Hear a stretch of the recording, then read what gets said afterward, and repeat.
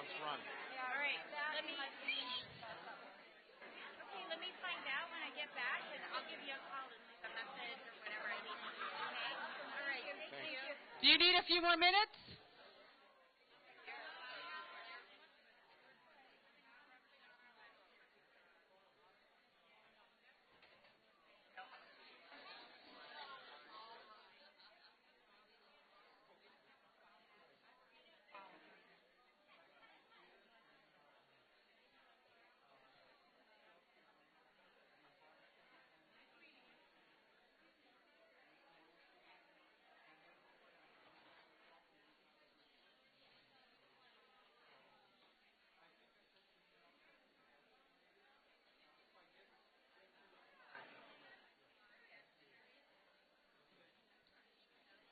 All right.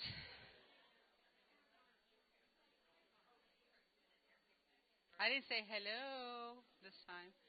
Okay, guys. We took the information. Lisa's going to send us the information on the teacher connection info so we can put it on our website. So that way it'll be available. That way you guys don't have to email Lisa for the information. It'll be posted on our website. Okay, that way you're not bombarding her with all the emails.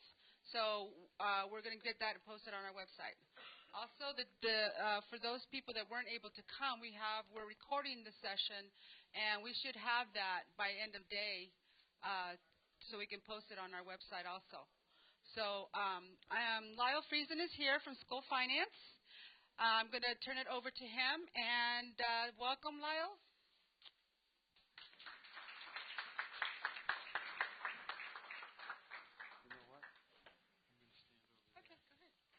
Good morning. I am not used to talking to SACE people, SACE coordinators. I know nothing about SACE. I know that it's much better today than it was a year ago, because in a way I'm a user of SACE also for payments and budgets and so forth, but I guess you have the hands-on and I get what's the result of your efforts and account analyst efforts. And I got to shut my phone off here. So are most of you SACE user coordinators? Most of you are? Okay. I see a few people that I recognize. I see Bob. I see Bob. I see... and that's not the same Bob. I'm not stuttering. I saw Norm. I don't see him now. I said I was going to call on him if I didn't have the answer. And he really did hide in the back. Wave your hand, Bob, so I know where to look when I need help. I'm sorry, Norm is who I was talking about that was going to hide. I'm sorry, Bob. Norm, where are you? He is not raising his hand. Oh, okay, so that's where he's sitting? Okay. I had some questions that I was told to prepare for. And some I did, some I wasn't able to. The first thing that's listed here is the 4 student counts, the 4 census day ADM. They thought for some reason you'd be interested in knowing what's going on with that. I know, or I strongly suspect it's going to change. I don't believe it's going to be the same as you see it today. There are currently 2 bills out there right now that address this issue. One of them is similar. It moves the census days to 3 as opposed to 4. Not a big change. I'm not sure whether that's beneficial for you or not. The other bill moves us back to the 100th day, back to where we are basically right now. Did you have a question? I'm thinking... I had written them down at one time. I'm thinking, I'm going to have to send that. I'm going to send it to Rose, and she can, Rose, I'll send those, but I'm thinking SB 1456 and 20, House Bill 20. I'm going to rely on them if they're going to. Awesome. Neither of the bills bring back attendance in their former, in their current status or version of the introduced versions. I have not seen that these have been heard and amended yet, but realistically, I do expect we're going to have something completely different than we have. I am suspecting something closer to the 100th day rather than the 3 days. But whatever it is, it will be different. But that's just my hunch. You've got a lot of men and women sitting up there that have their own opinions that are actually going to vote on this. So I don't really have, I don't have a crystal ball. Something's going to change. It looks like absences are gone as far as adjustments go. So that's one piece of good news. I can leave then. For this year, absences are going to remain. Strongly suspecting and hearing everybody talking about changing. It was just unreasonable, at least I thought, to try and do away or modify the absence collection for this year in some format to make it easier for you. That would have been nice to be able to do, but you've survived for how many years? Why waste time changing it to have to change it one more time? So absences are still important for 2012. Proof of residency.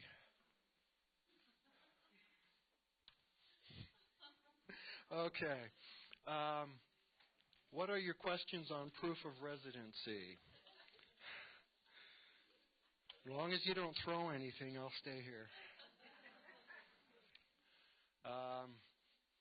Proof of residency. You're required to collect some kind of a document, such as possibly a mortgage or a lease agreement, a rental agreement, or some other document that has a parent or guardian's name on it.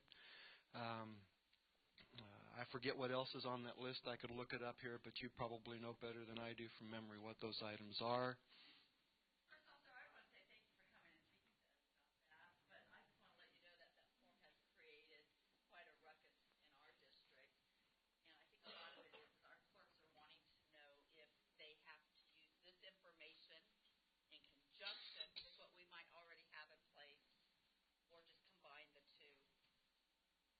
You mean in the format of collection?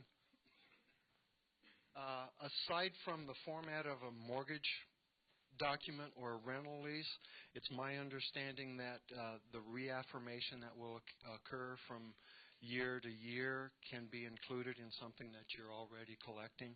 You don't have to make a new document to reaffirm that nothing has changed. In speaking with the audit resolution group, that original document that you collect needs to be maintained until 4 years after the student leaves your district. The reaffirmation documents, whether they're a part of an existing document or a brand new document for your district or charter, you only need to maintain those for 4 years. So if you have a kindergarten student that is promoted from 8th grade, if you're elementary, or if you have a kindergarten student that in your unified district that graduates from 12th grade, you would need to keep that original document until 4 years after they're promoted from 8th grade or graduated from high school or otherwise leave your district. You only have to keep the affirmation documents for 4 years so that you can be audited for the last 4 years. We need to have something to be reaffirmed if we're collecting a reaffirmed document. So if you're a unified district, at some point you're going to be able to throw away your reaffirmation documents or documentation once the student is promoted from grade to grade to grade throughout the years. But you do need to maintain that original document. Anything else on the, I'm sure there is, residency requirement document?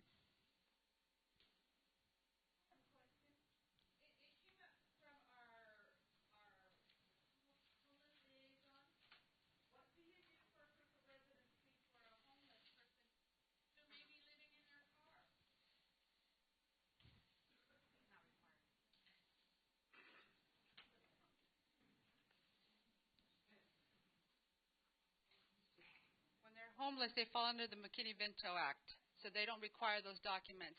You have to work with your liaison to collect that information. They can work with that family to get those documents later, but they're not required if they're homeless.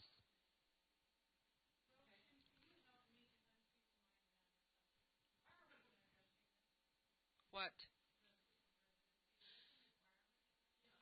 There was one of the questions that came up. That was one of the questions that came up for presentation issues. The proof of residency. It's an audit requirement. It's a statute. The statute says you're identifying the student that they're living in Arizona. That's the proof of residency. Is they're a resident of Arizona. Period. It's the law. During the initial enrollment. Well, you're collecting the address, okay? You're collecting the proof of residency, and you're keeping that proof of residency, and you're updating it when the child changes addresses and so on and so forth. So all that is you're saying, yes, we collected the information the child lives in Arizona. That's not asking us to do it every school year. No. You just need that document for the first year, and basically the parent or guardian needs to reaffirm that they haven't moved. They haven't moved. And so that's the thing is when they move, then they, sometimes they're living in your district. You got the proof of residency. Now they're moving out. Now you need a proof of residency because now they're open enrollment. So that's the whole, I think that's the whole purpose. They're just capturing what if the student lives in Arizona. Well, it was about a couple of months ago, 3 months ago, 4, we received an email attached to that new form, and it talked about having to reaffirm it every year. You do have to reaffirm that every year. You have to have a signed statement from the parent or guardian every year that indicates we're still at the same address. Yeah. So if we send out our student information sheet with them verifying that they're still at that one, or we've got our own proof of residency sheet when we enroll our students, we can use that. We don't, and I was told that we don't have to use the form that was sent, that we can use what we have now as long as it's asking for the same stuff like, lease, utility bill lease and stuff like that. That is correct. You do not have to use the ADE form, but you do have to collect the information that is included on that form, whether it's a modified existing form or a brand new form. I could tell you what we do in our district. We have a student profile. And for those of you that are using Synergy, we use a student profile that gets sent out. The schools send that annually to the parents to update any information. That could replace the document. They also have to send a copy of the proof of residency if there's a change of address. Okay? So that is done annually to update, and that is what we're doing in our district is to update the information annually. Go ahead. In the back? Yeah. You?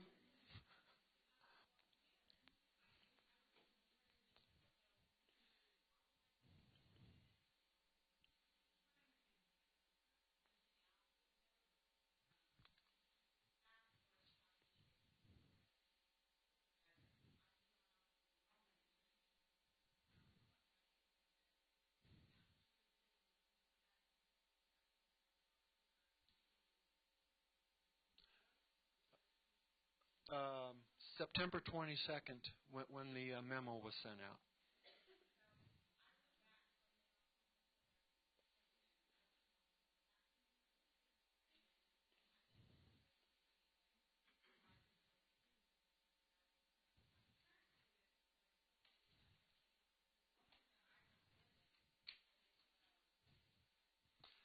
It's my understanding if they were enrolled in your school and your school started before September 22nd, you would not have to collect that original document until next year or the next time, after they leave and they enroll next year.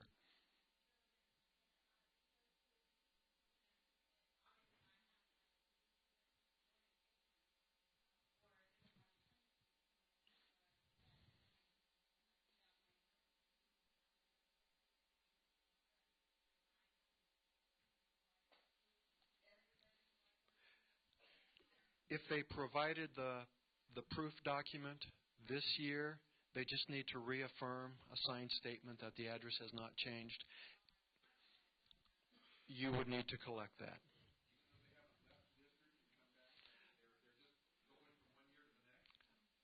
If you do not have proof of residency, you need to collect that document.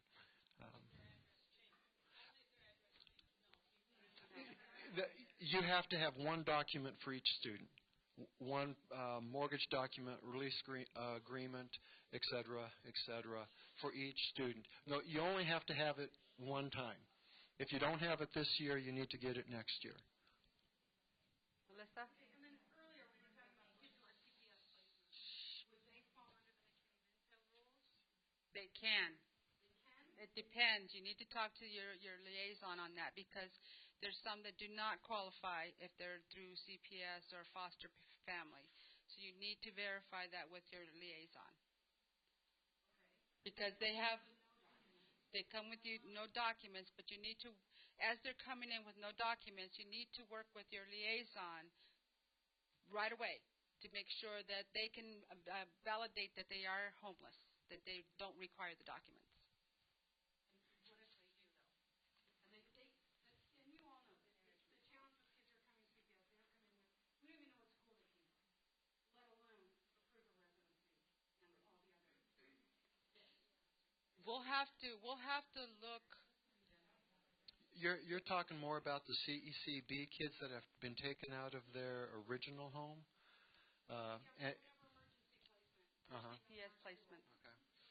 And we're looking for documentation, birth certificates, where were they last time? We don't want to duplicate things. If they're in the birth certificate and immunizations and all that stuff, sometimes they come. We've had those situations where we work with the liaison and they worked with the family to get that information, with the foster family to get that information. Because sometimes they're placed in the foster family. Now that's their residence because that's their family, where the children have been placed.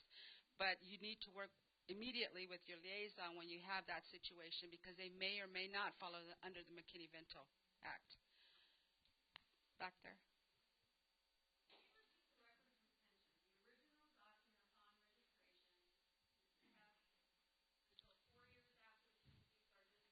Correct. And if it's superseded by a new address, when does it become obsolete? It would be 4 years after you collect the new document. Right. And then reaffirmation is kept for? Each one for 4 years. Well, 4 reaffirmations and your original document. Well, if you have them in kindergarten in 5th grade, you can throw the kindergarten one away. Well, you would only need the reaffirmation. You would be able to throw the 1st grade reaffirmation away in 5th grade. Nancy? Yes.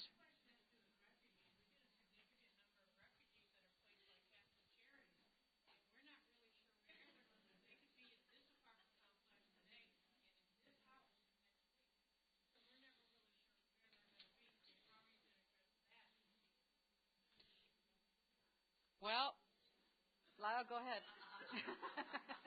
We're going to address that after I get back to the office.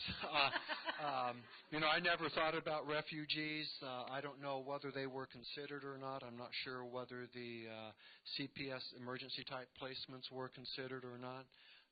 But these are all good questions to take back.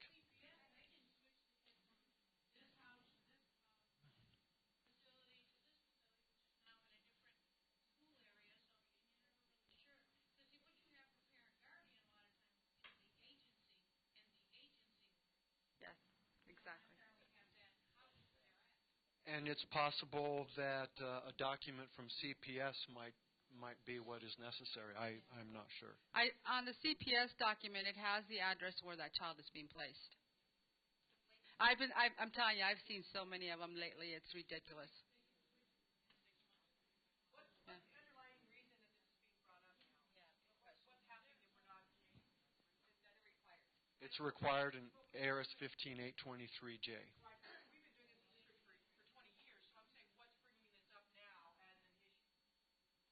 I would say it's concern about educating kids that don't live in Arizona.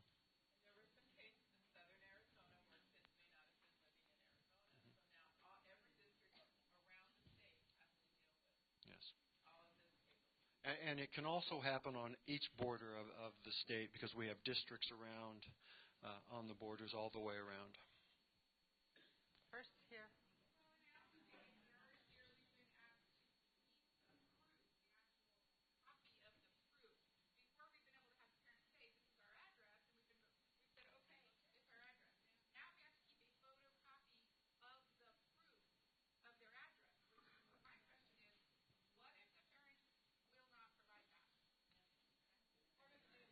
It's part of the enrollment. It's required by statute. They have to have. It should have been. It's a requirement that should have been in place for years.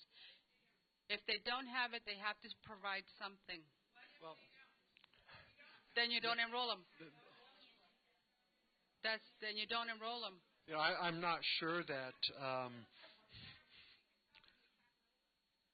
I think I'm leaning towards your direction there. There are certain things that are very difficult to enforce. That would be the ultimate answer, but I think the feds. Parents do refuse some, and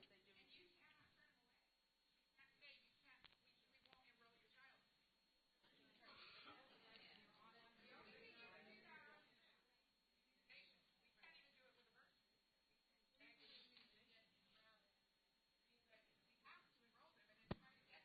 Yeah. Well, definitely some good questions Lyle coming. Take that back. Yeah, I will take that back. Yes.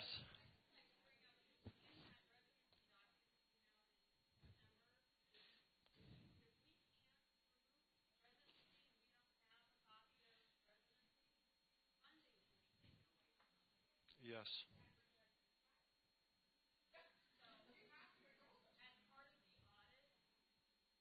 It's audit questionnaires. That is correct. If you don't have the proof of residency, you can lose some funding. You mean let's see, that our original proof of residency?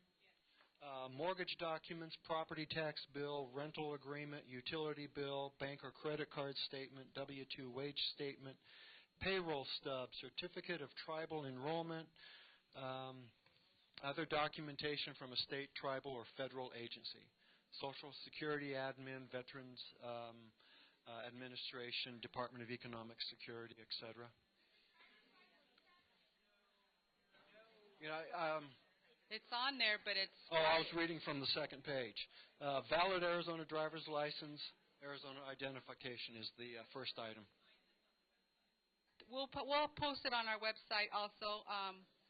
I'll have our programmer put it on the website for you guys to review. Okay.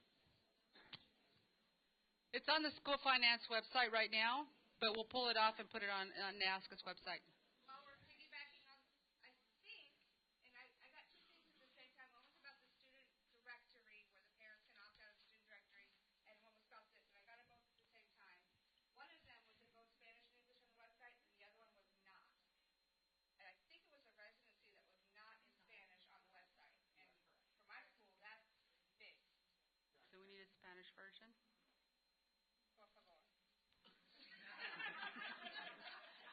Por favor. Por favor.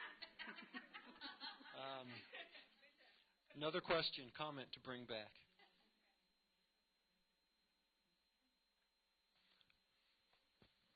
Any other? Yes.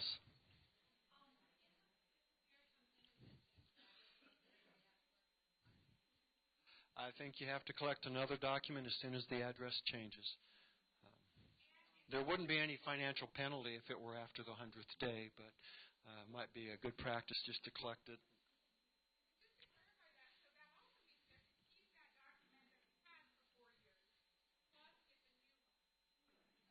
Supersede? Right. It wouldn't supersede? Well, it would supersede, but there's still the audit period for the prior 4 years that has to be addressed. Oh.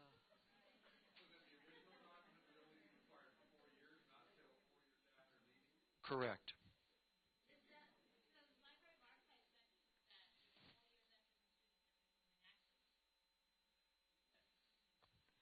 Yeah. Audit resolution is only concerned about 4 years, being able to audit for 4 years. whether it's because the student has become inactive or because it's 7 years after you collected that reaffirmation or that original document. And those record retentions are, well, they're impacted by our audit resolution. They have some involvement in that. Nancy.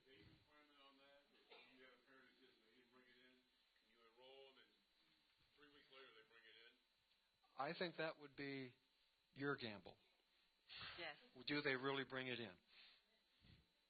I don't think anybody is going to penalize you for enrolling a kid on September 1st and not having the document till 10. You do have...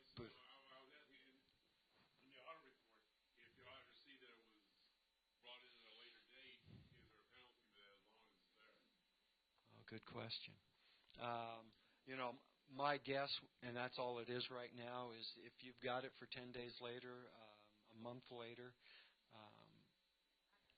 they might slap your hand, but you do have it. I would argue on your behalf myself, assuming I'm still there whenever that happens. Nancy?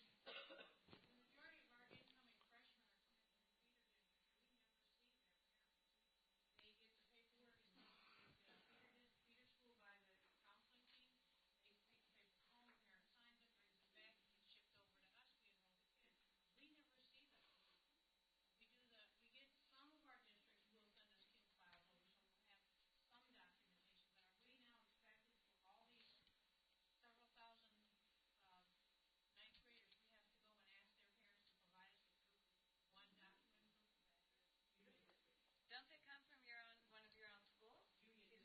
No, we're union.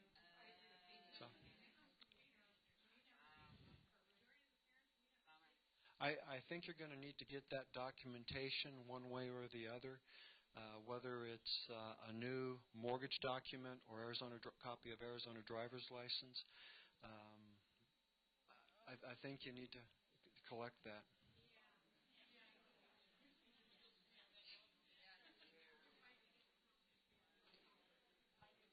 Any other questions?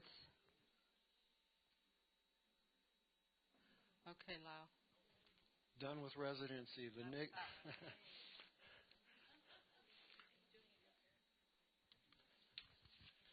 Okay. W4. You said W4. Is that what the question was? Is it W4 or is it the W1? W4. Isn't that the unknown? 10 days unexcused absences. You don't know where the kid goes. You came out with an explanation saying that we can no longer take parents' words that they're going somewhere else and that we basically have to keep them in our system. And if we don't get a transfer request for another school, we have to withdraw them at a W4. So in high school, counts against us.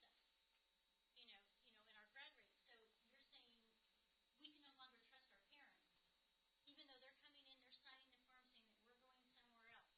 But you've got, no big deal. You've got first graders and kindergarten, something we never did request on, which in grand scheme of things is no big deal. But sometimes you've got high schoolers that go over to Primavera and go somewhere and they wait a couple of months and then they go somewhere and we don't get anything. But we still got W4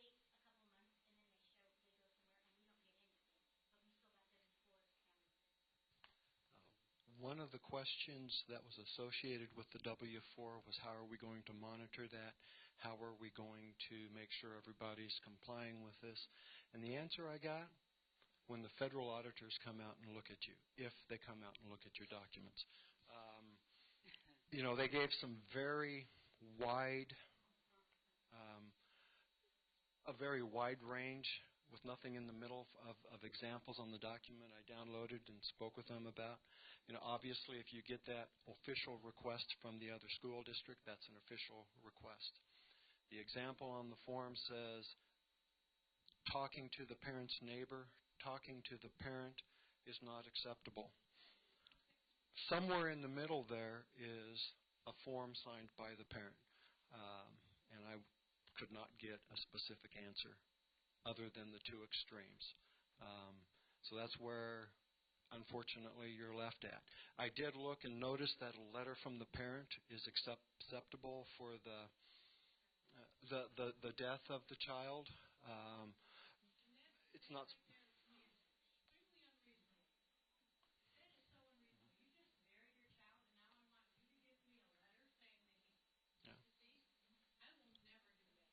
Well, that is your call. I only gave it as an example to say a letter, a signed document from the parent was acceptable. If I were sitting out there in the LEA world, I would probably make that argument myself and say, yeah.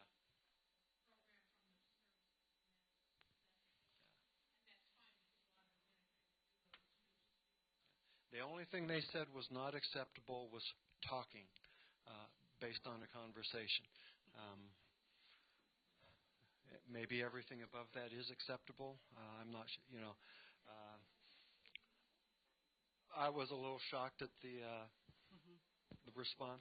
Go ahead. We confirmed with ADE Finance that if you run the dropout tracker report, the student at the W-4 has a Y over the last column, if they have been enrolled somewhere else in Arizona, we could use that as sufficient documentation to change it to W-1. The out-of-state kids, we can't. Well, if ADE told you that, I'm not going to tell you they were wrong. Would you repeat that? The dropout tracker report, if you run it, the last two columns, one has your W-4 in it, the final column to the right, if they have been enrolled someplace else in Arizona and there is a Y or yes, we are making a copy of that, putting it in the 15 file, and changing them to W-1. And ADE Finance validated that we could do that. We have a memo from school finance allowed that to do that, so that's perfect. So that was the other question that Lily had, and I have the same question, is also the concurrency and subsequent enrollment reports that will show that the child is somewhere else, and if he's not attending your school anymore, then of course you can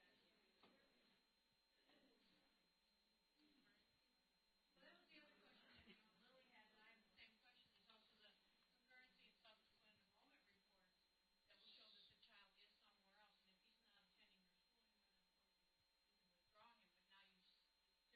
Academy, you should be able then to make that kid W-1. It shows that he's been submitted to ADE at another school.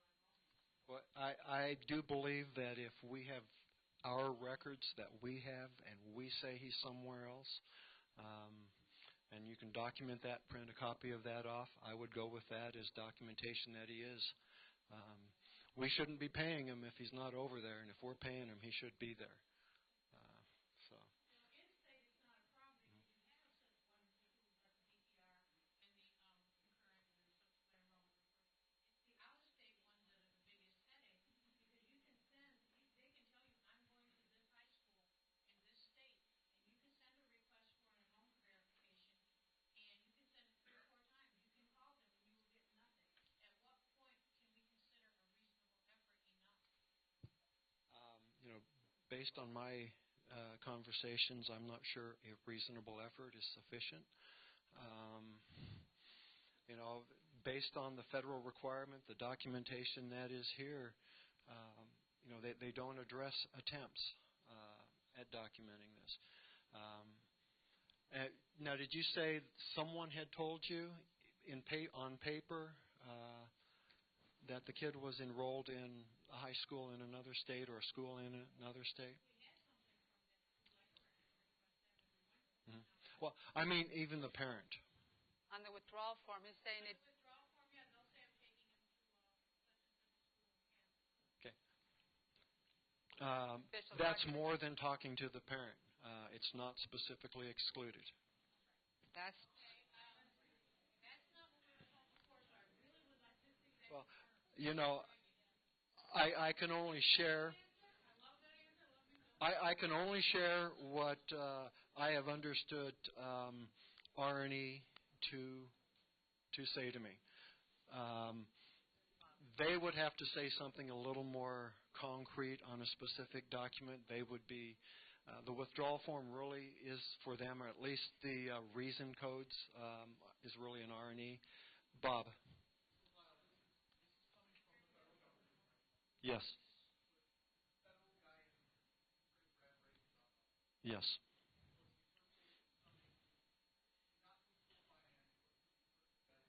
Correct.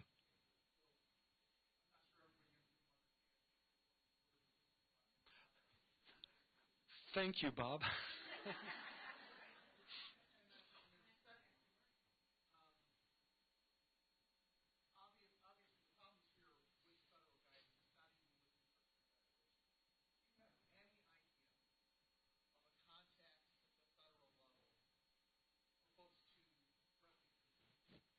The concerns are all legitimate. No, Don't ask that question, Bob. I spend a lot of time on the U.S. DOE website trying to get them to confirm to me whether or not that actual document, that NTLB guidance, is still a valid document because it is now in an archived version, and they could not give me an answer. So if you want to put up the gauntlet, if you want to do it, go ahead. But I could not get an answer from the U.S. DOE. I'm just wondering if they file those in the contact. John Doe, his telephone. No, I will speak with Carrie and Alex and some of those and let them know that is a concern. And I will include Rose on the email so that that there is some kind of documentation that the question has been asked.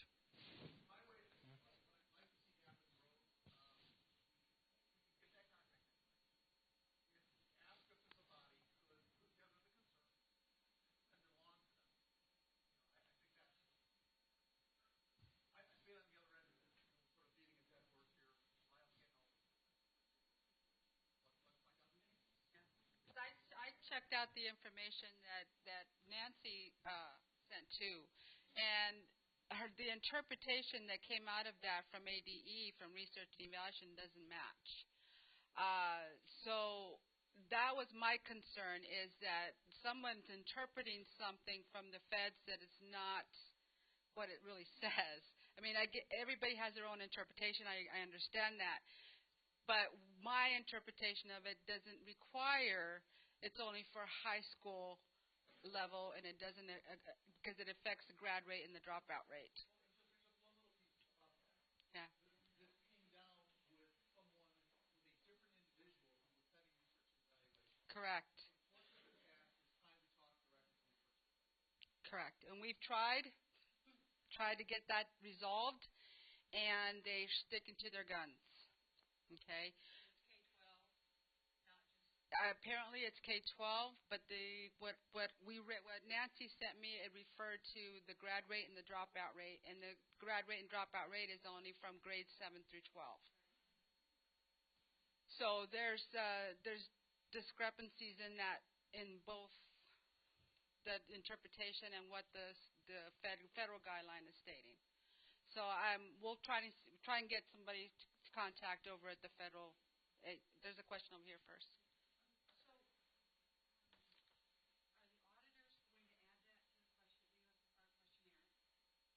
So, are the auditors going to add that to the question, our questionnaire, for us to be audited? I doubt it. Do we know if the auditing vendors are going to be looking for that? I mean, When I talked that's really with our my question. auditors. Are we going to get audited on it? And what standard do we have to meet? When I talked with our auditors, they don't look at withdrawal codes. They look at withdrawal dates only. And that's going to be very similar to what the Auditor General questionnaires will. On the W-4, they will look for your tenant records showing that you did well, and things like that. You have to prove that currently. Mhm. You have to prove that every one of your W-4s has to have that attached. Okay, so we've expanded the definition of a W-4 now to include, well, we just don't know where they are. Right? They said we don't have confirmation. We don't have any proof that they did. Whether they had 10 days in a row of unexcused absence or not. So my question is, how do you audit that? Because what if 2 days later I change my W-4 to a W-1 because I have that record? How would an audit come in and look at that? Currently, they're going to look for I do a report, I pull all my W-4s from the year prior, and then they go look at records. Your W-4s are only the ones that are existing that they're looking at. They're not looking at all W-4s. They're just looking, if you change the code from W-4 to W-1, they're not looking at those kids anymore. That's my point, though. If I'm following this rule, how can they prove that I'm following the rule if those W-4s are not there at the end of the school year? Because I processed them all through. You understand what I'm saying? You have to withdraw a kid as a W-4 now because the parent hasn't, or you haven't gotten a request for records. He may not have been absent 10 days.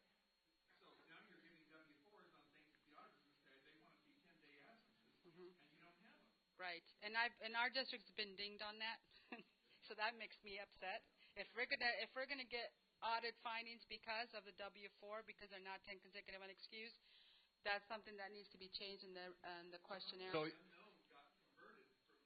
So the concern is that the auditors know that this undocumented piece is a new legitimate reason for W-4. Okay. There was an issue from ADE on the W-4 versus W-1 issue, and I believe it was USF, wasn't it? Yes, it was. That said, that was also brought to the attention of the auditors and told the auditors that this is what you're supposed to be looking for. So there's another ADE memo right there that talks about this. Was that to the independent auditors or to audit resolution? I'm assuming independent, but... It was the independent auditors. Okay. One of the suggestions, and the other thing I had, let me finish this real quick before I forget, Patty, because we need to be clear on W-10s as well, because we have conflicting information between Arnie and what's on the withdrawal form. But even on the withdrawal form, in two places, once it says a W-10 is a dropout, and then it says it's not a dropout. And when it becomes not a dropout is when they're actually offering that kid classes for instruction that will culminate in a high school diploma. At which time you really need to make it a W-1. You use W-10s? Yeah. Cool. I mean, there's very few people. Now, I understand you use the codes are all there, and you should be using the codes. But there's very few districts that actually use all the codes. Yeah. Cool. We use W-10s, yeah, and we had to go through. I had to go through this process to find out which ones of the facilities actually do offer a high school diploma and will actually graduate kids. Right. And they're very specific. Like Hard Knock High is not one of them. We have to take this to research and evaluation. This is not Lyle's forte. Okay. That was their answer. Yeah. They provide instruction that's culminating or can culminate in a high school diploma, then it's not a dropout making the W. Yeah. So we'll have to work with R&E on that one to get clarification, especially with the new director there. The new director is very interested in working, at least with school finance and the other units of ADE.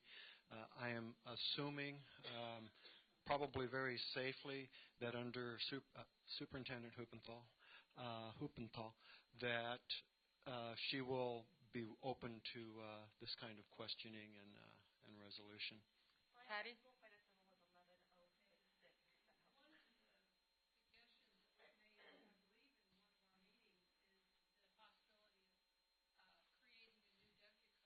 Yes. Just, leave the W-4s as we've all known them, 10 days, but create a new one that's applicable to them, so then you can still pull your W-4s for the audit, you still have your 10 days, have another code that represents that you don't have records, you don't know where they're at yet.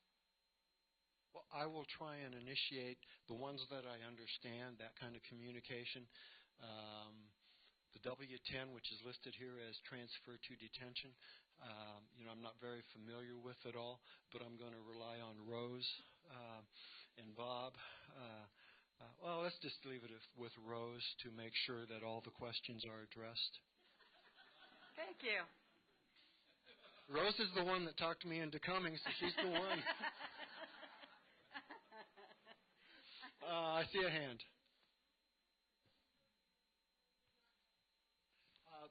I believe it's going to apply to the S codes also. I would like the microphone to go somewhere there because somebody was giving a suggestion as to what they do with their kids that are withdrawn. I would like some information about what a district typically does. Okay. If the parent comes in, signs the withdrawal form, but you don't know where they're going to, that's a W-4. Yes. So, these guys might even suggest something of what they do. How do you track that? How do you go back and... Because sometimes we don't get records requests. Sometimes the records requests don't come. Or even what you do. I don't want to go to what I do because I do different things. And I'm writing them down. You dare. You can discuss that with the other people in the room. And this is what these meetings are for: is to network.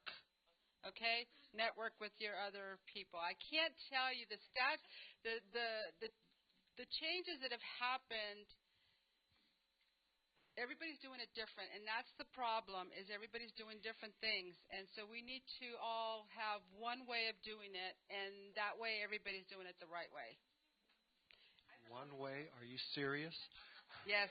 How much in school finance one way fits all? One way, because what's happening is you're getting that some school districts are interpreting one way, others are interpreting another way. The interpretation from RDs is different from what the feds are saying in their documentation. I mean, it's kind of hard to focus on which one's right. And just as an FYI, if you're doing something different than someone else says they're doing different, and you're concerned that you're going to get audited if you comment about that, I've got enough headaches to.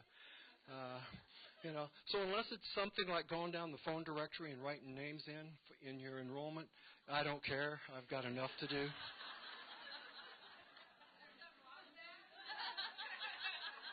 Oh, you don't have a name tag.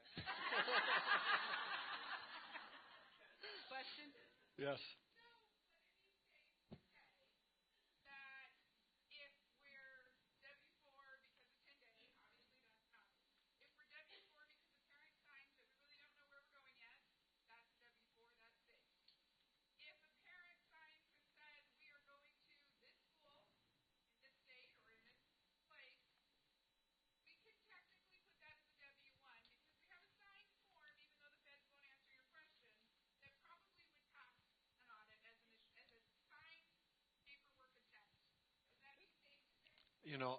If I were there, I would use it. If it's signed, make sure it's blue ink, no black ink.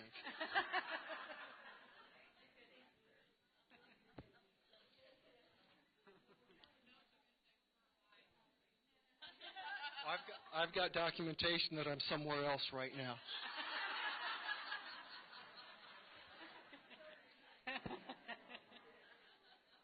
What were the other questions? They want to know the status of school finance. Status of school finance? And the integrity review group. Integrity, SACE integrity. Wow. We're through reviewing the integrity rules. The R&E related rules were, I sent those over to Carrie for her to review those. But we have gone through the SACE integrity rules. For most of those, we were able to determine a specific statutory reference or a federal law that required those to be included in SACE somewhere as a valid check. There are a handful of those that the Cetera group that is tearing apart and figuring out what our systems do need to do a little research on. There are some items that I thought we stopped doing 5 or 6 years ago and shouldn't be doing anymore, but the comments within the coding say it's still being done. That doesn't mean that the coding itself hasn't been modified or changed. So for the most part, that SACE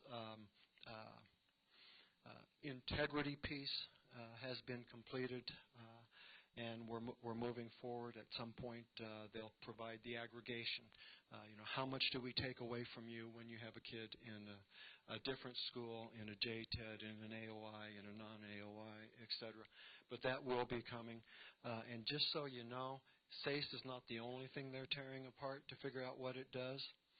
This is about 100 pages for Classroom Site Fund. And I get the honor of reviewing this. Let's see. Chelsea is reviewing that also. Shane would have been reviewing that, but Shane, who does is the supervisor for payments, is on maternity leave. Her due date was yesterday, but there was still no baby. I was going to say payment. Sometimes I bet payments feel like they could be a baby being born. Let's see. We've still got the same budget team, but you probably don't work with the budget team too often. You probably don't even work with the payment team too often, being SACE coordinators. But we've got some exceptionally good account analysts that are there to help you with your SACE. And I hate to admit this, but one of the new ones told me I was wrong about something. And I says, I'm right about 20 times. He was right. So we do have some good analysts there. Actually, I think all of them are good. The questions they ask are, usually good questions that I would expect not to come up too often. The questions I've heard them answer, for the most part, if you trust my validation, are good instructions, good guidance, and a good understanding of what's going on. Is that the update you wanted on school finance, or did you want to know about funding? It could be school finance unit or school finance in general. What was the other one? We already talked about the integrity review group. Okay. Let's see, updates for status of school finance. 2012-13 changes. We already talked about that. Any changes that are coming up that we're not aware of for 2012-13? One thing that we are looking at and one thing that we have received questions on is the concurrency or limiting that is related to a JTED main and central campus. Currently, any main/central campus of a JTED is eligible for generating up to 1.75 ADM. However, if you look at statute, it says owned and operated. And thanks to one gentleman in this room, we've come to realize that owned and operated only applies to the physical building, not the land that it is setting on. We've had some buildings constructed on long-term leased land, and those would be owned and operated. The concern about that has not been addressed yet is the requirement that the facility not be on school district sites.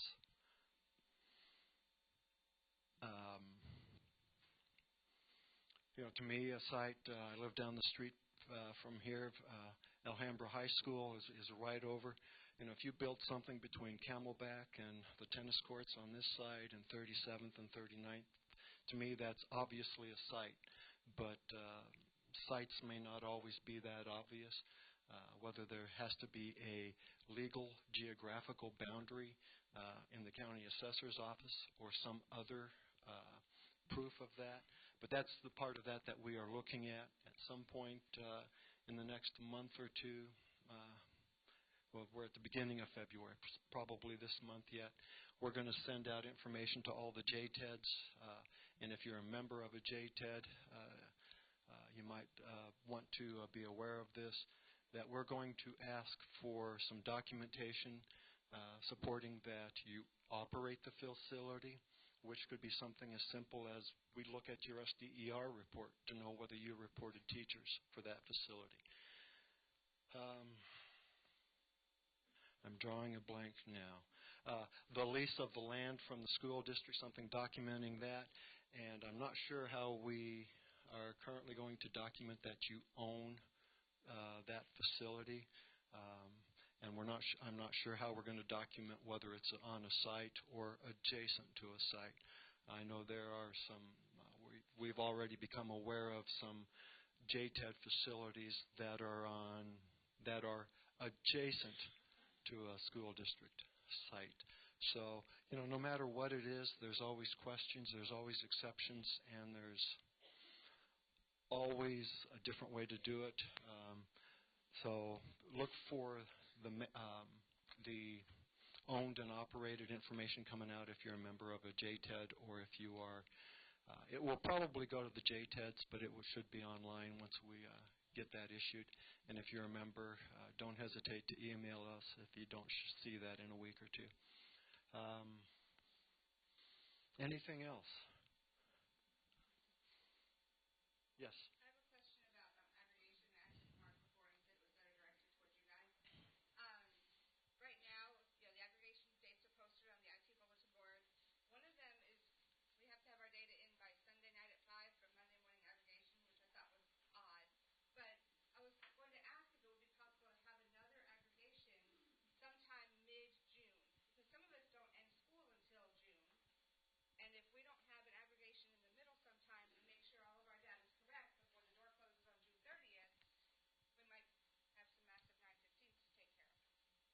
we're going to have massive 915s no matter what. All we can do is minimize them. We've got 40 to 50 districts and charters participating in AOI, so they're not even going to be submitting their data until July. But the reason data has to be in by 5 o'clock on the day before the processing kicks off is because in order to leave the system up and open, they actually copied the SACE data to a different server, and that we have to wait for all the data files that you submit to fully process into the tables that are going to be processed and used in the SACE processing and aggregation. So if you submit a file at 4:59, you're fine. You should be fine and okay. The problem is it may not go all the way through the queue until 10 o'clock that night. So we have to allow for time for all the files that are in the queue to process through. And all of them on Thursday nights except for this one. It's on a Sunday night. So I just thought that was weird. and It's April 1st. So it's place a joke on it. I don't know. April 1st is a Monday. Sunday. April 1st is a Sunday. Well, Delano likes to work on the weekends. And actually, they do work on the weekends, and they do try and kick it off as early as possible so that there's enough time to review. It's more important for the charter schools because they're going to be paid based on that number in just a couple of weeks. I know it's important for school districts also, but the charters get the immediate impact of the processing. What was your original question? The second part was, could we get an additional aggregation mid-June? Mid-June. Like we end June 1st. So there's other schools that are 200-day schools that may end even later than that. IT didn't have a problem with it. Well, there are more people than school finance that use SACE data. One of the things that is kind of a pain, but I like, is that we actually work with the other units. So R&E, when they're doing their data, some ELL folks, when they're doing the data, we try and schedule our aggregation so that we've laid claim to the first of the week, and we fight for that. We fought for that to make sure we could kick it off. But for the most part, the rest of the time, there could be other units that need to do some processing or something, and we would have to meet with them. And actually, we have a meeting with that group on Monday. I want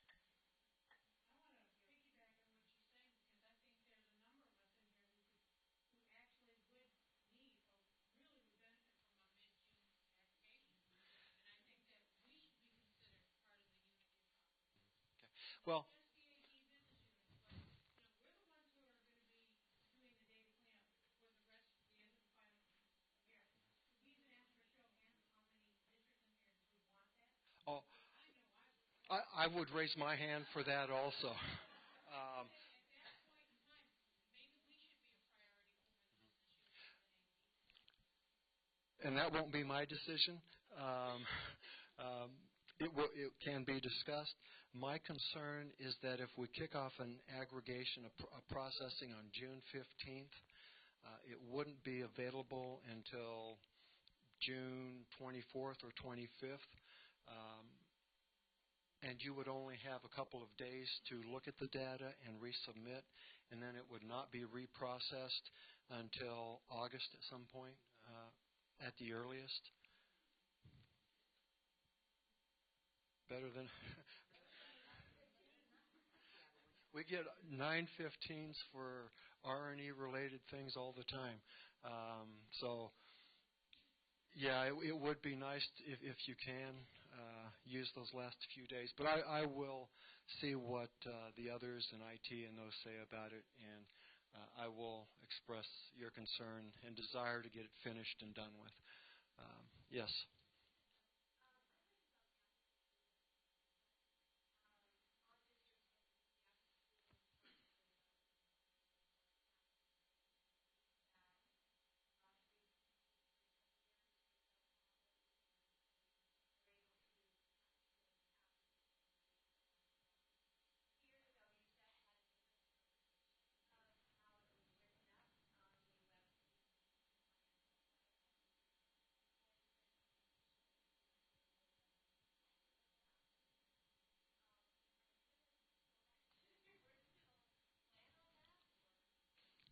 What, does that have something to do with the number? I think he still uses. We still use 10%, but it's 10% of all of the absences for the district. 10% of the membership, as opposed to 10% of the absences for that specific. Okay, yeah.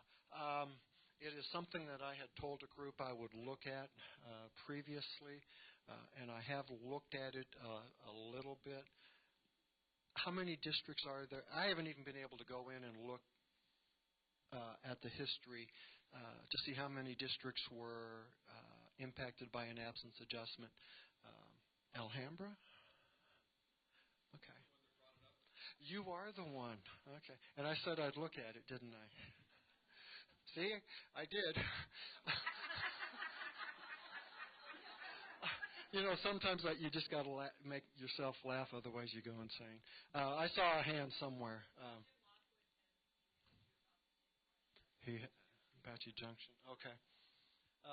And I will try and follow up on that next week.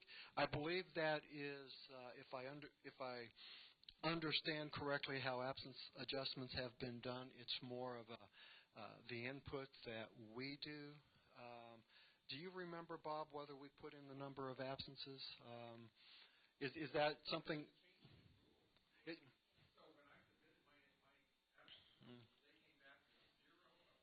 Well, my question is more for Bob on the left. Is Bob with hair?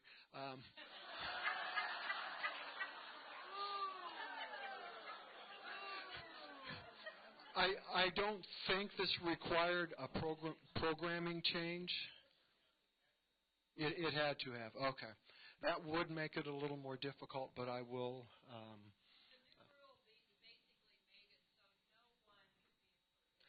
And that's kind of what I saw when I did look at it.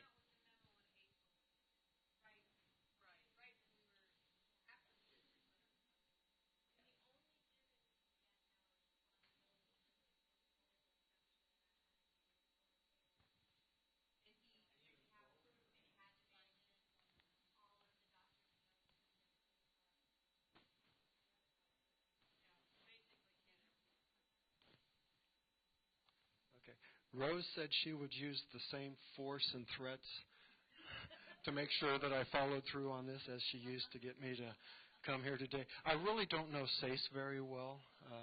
I leave that up to people like Wendy, and when Bob was there, if he was still there, I'd leave it up to Bob, and I'd leave it up to Norm.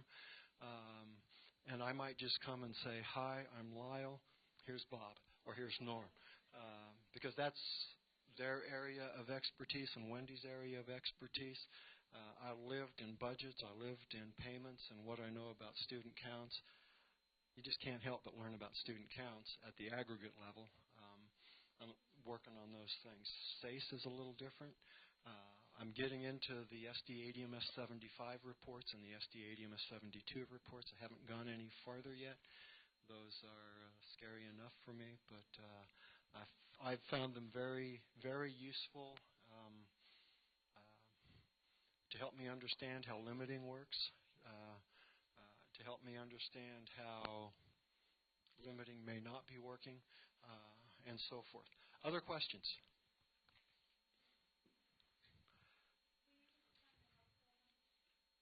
We've only found the one, House Bill 1456, and what was the other one? Senate Bill. Senate Bill 1456. Senate Bill, sorry. There's the one that's going back to the 100th day. The other one, it's laying on my desk in the office. I will send that information, that bill number, to Rose. Senate Bill 1456. Is that the 3-day one or the 100th? This is the 100-day one. But it looks different than the current 100 days. I don't know. I haven't seen it. It looks very similar to the current 100th day. The language obviously is not identical, but I've not been able to dig through. But as far as the first 100 days, it adds back the 123 hours per subject for high school courses. And I don't remember what else is in there, but it's very much headed in the direction to where we are today. Yes.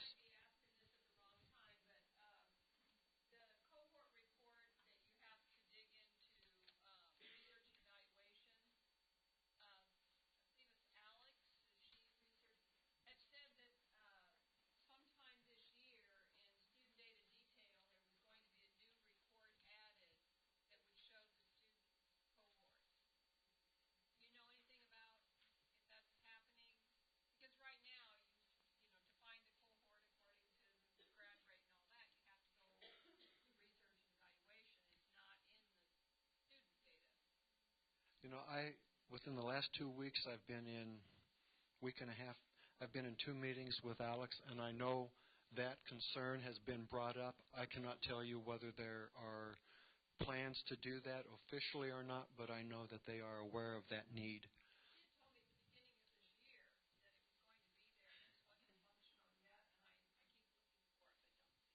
I haven't seen anything.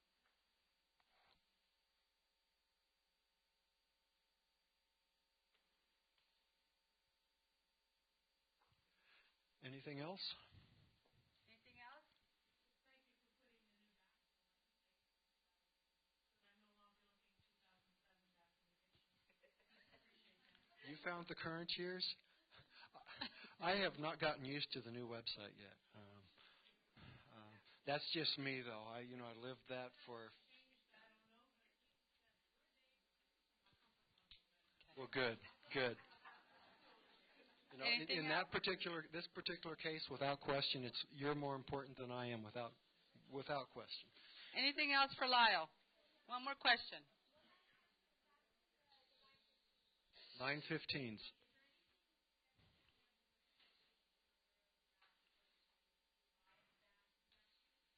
I think it's Senate Bill 1456 puts it back to pretty much the way it is today, 3 years. It leaves the 1 year upward only.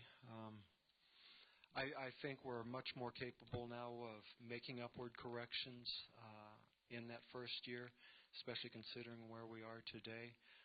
We do have a few bugs from 2009. Some ADM is not processing in 10. But out of 1 million plus students, the number of students impacted is very small. And I know it's not small if it's your district, or charter, but moving it back to 3 years for the 915 general.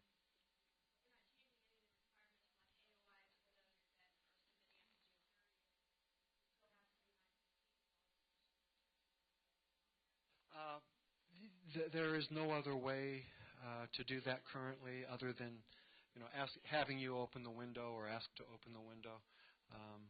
Bob. Consider changing the end of the year for an AOI. Make it April 1st. They're year round. Have you been reading the bills?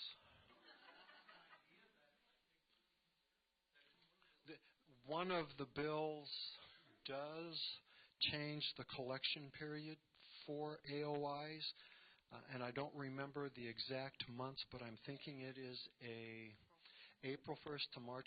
No, it is. Right now the bill, I think, says March 31st to February 28th. So this year you'd lose a day. But there is one that shifts the collection of AOI instruction time. Yeah. It would give the information necessary for sudden growth and for budgeting for the subsequent year. Yeah. All right, anything else? Any more questions? All right, thank you, Lyle.